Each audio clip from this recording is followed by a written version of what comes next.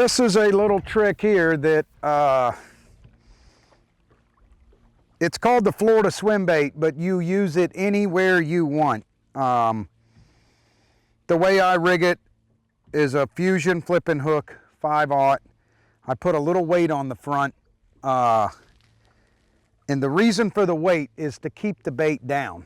And what I mean by that is when I cast it out and I'm in some thicker stuff like this, if that bait doesn't have a weight on it, it is going to come bouncing over the top of this grass, and the bait will not stay in the strike zone very long.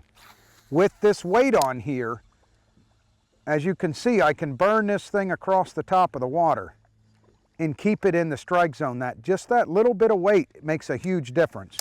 And I'm hoping we can catch one on it. You never know. But what happens is when fish get up behind this bait, when you see a weight coming or you see a fish moving, when you drop this bait in the water, it sinks pretty fast. And what it allows that thing to do is this tail kicks as it's going down, which is super key. If you didn't have that weight on there and a fish got behind it and you stopped the bait in a hole or something, like you're out of your cast, the fish came and looked at it and you're like, oh man, what do I do? You just keep reeling, that fish isn't gonna hit and it's hard for them to come back.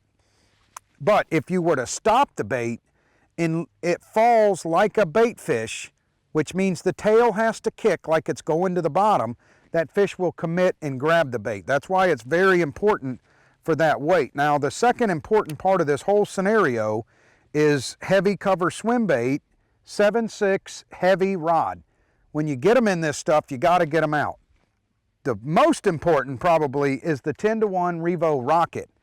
You have to have the speed to keep this bait on top of the water, which I can reel it this fast and it's just buzzing the top of the water. I don't have to speed this thing up to keep it on top. If I want to slow it down, I can simply slow the reel down.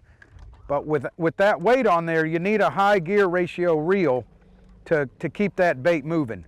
50-pound spider wire ultra cast, 7/6 heavy rod, and what I'm looking for is where these fish might spawn. So we're on a pretty good end of the lake. The breeze is blowing in a little bit, which doesn't help because you'd rather be fishing where it's more calm. But you want to be looking at what's behind the cover that's in front of you. So these bass love to get as far back as they can, and they love to get in these open holes. I mean, I'm looking at a big cattail head here. There's a few little open holes in there, which you could fish those, but I'm looking for areas that got open holes, so if one does come out and grab this swim bait, I can drop it and that fish will eat it. I can let him take it for a second and make sure I get a guaranteed hook set.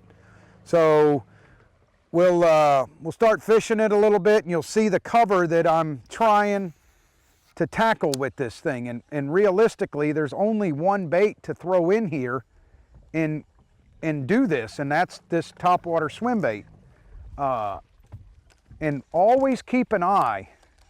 Keep your eyes open at all times. What a lot of people do when they're fishing this thing is they don't watch what's going on around the bait. So if I throw it into an open hole like that and I'm reeling it through and I'm just talking to my buddy or we're just doing this and that, and I get to the boat and then you get the big boil. That fish was chasing that bait the whole entire time and you weren't paying attention. If you would have dropped that bait, with that weight on there, it's gonna flutter down a little bit and that fish would have came up there and grabbed it. So it's very important to keep your eye on what's going on around the bait also. And the information Bass University provides isn't your basic run-of-the-mill fishing video. This is specific information from A to Z to help you learn, get to the water, and become a better angler quickly.